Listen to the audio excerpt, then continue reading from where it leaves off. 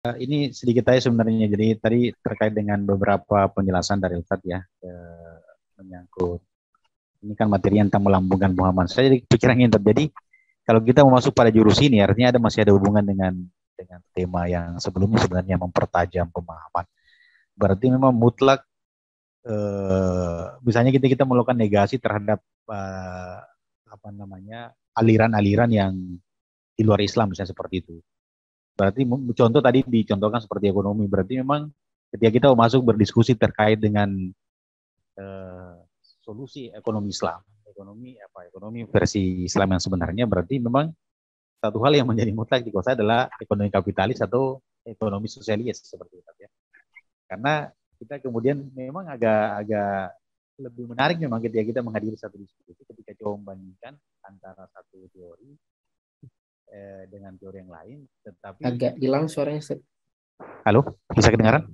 Yeah. Ya. Jadi maksudnya seperti itu. Jadi memang satu hal yang mutlak ketika kita misalnya melambungkan pemahaman atau mempertajam pemahaman dengan pada saat kita melakukan mengisi materi atau bahkan sekedar berdiskusi, memang satu hal yang mutlak adalah menguasai dari yang kontra dengan Islam supaya kemudian kita tahu gitu ininya. Karena kalau kita misalnya cuma memahami misalnya solusi Islam, lantas kemudian kita tidak memahami perbandingan dengan solusi kapitalis misalnya kita artinya ekonomi kapitalis atau ekonomi sosialis, maka itu memang diskusi menjadi tidak menarik dan bahkan mungkin menjadi membosankan karena memang sebagian besar apa sih mungkin seperti dicontohkan tadi sama Gurunda bahwa ketika berdiskusi dengan apa mengisi acara dengan mantan menteri ya karena tadi ada perbandingan yang ini loh kapitalis, ini loh sosialis dan solusi Islam seperti itu. Jadi mau saya yang titik poin pertanyaan saya berarti memang wajib juga tuh kita mempelajari, memahami apa,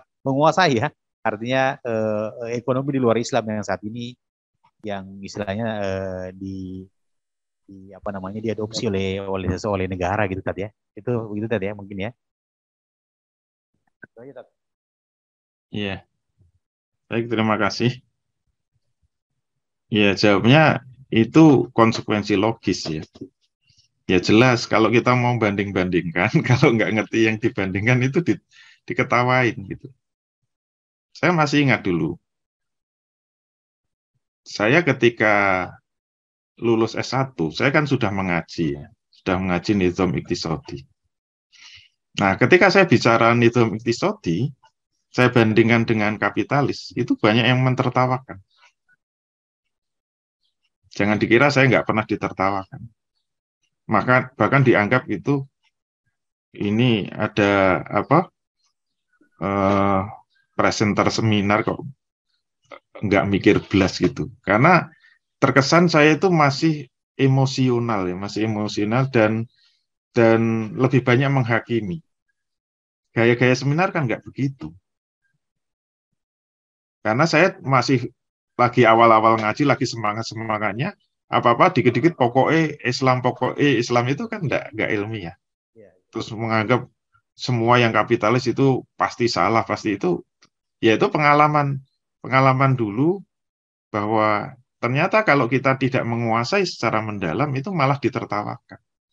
Kelihatan kita itu terlalu memaksakan, terlalu subjektif gitu. Bahkan ada yang mengatakan terlalu fatalistik gitu. Seakan-akan menganggap semua kapitalis salah gitu. Kayak dibom gitu loh. Itu menyadarkan saya bahwa ternyata ya tidak cukup hanya bermodalkan bahwa kapitalis itu salah, sosialis salah, tanpa kita paham secara mendalam kapitalisme itu apa. Apalagi ngerti titel saya insinyur gitu. Insinyur pertanian itu ditertawakan ngomong ekonomi. Orang pertanian ngomong ekonomi, ngeritik ekonomi gitu. Ketemu pirang perkara itu.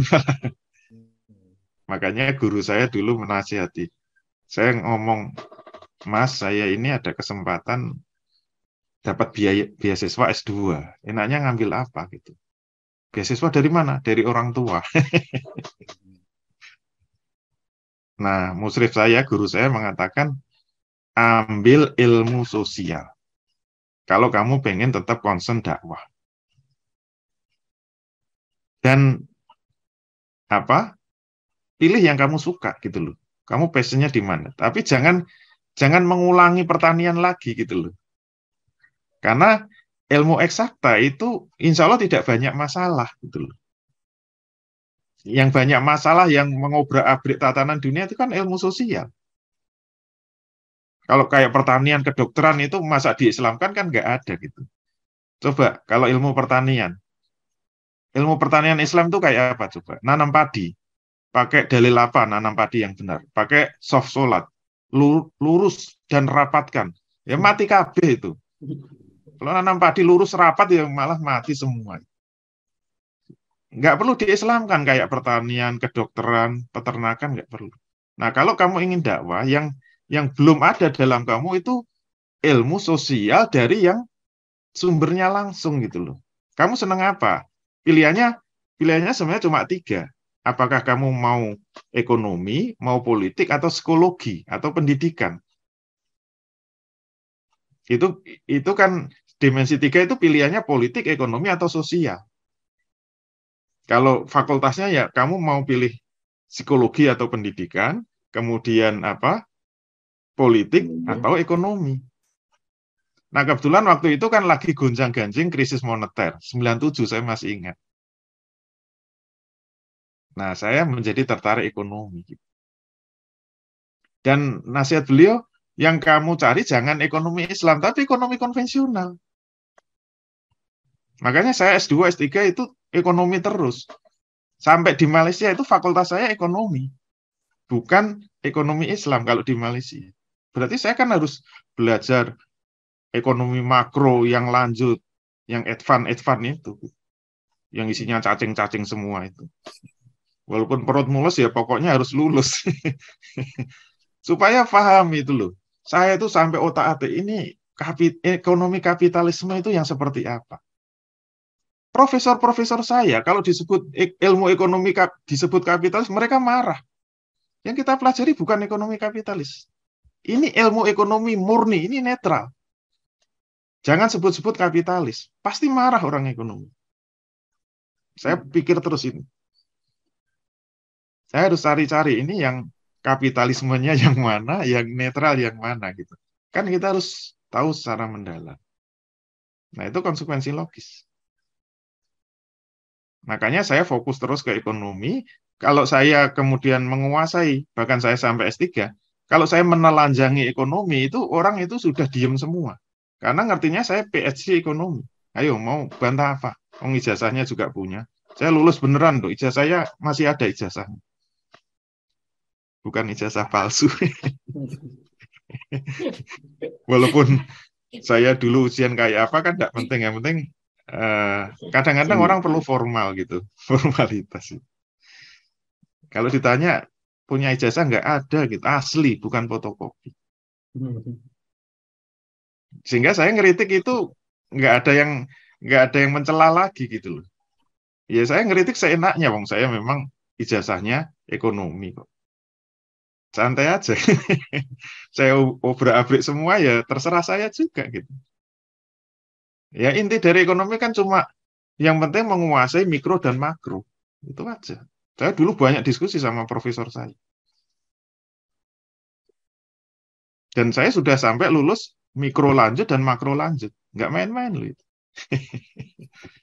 Tapi bukan untuk momen di situ. Saya kan harus cari ini. Untuk kepentingan dakwah, semuanya untuk kepentingan dakwah.